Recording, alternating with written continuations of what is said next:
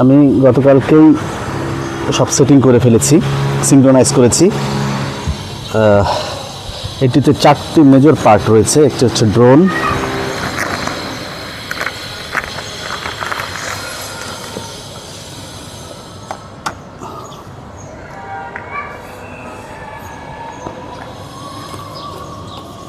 তারপর গগলস, যেটি আসলে ডিসপ্লের কাজটা করবে। এর আগে যেমন মোবাইল ডিভাইসটা ডিসপ্লের কাজ করতো, এখন সেপারেটেড ডিসপ্লে হচ্ছে এই গগলস।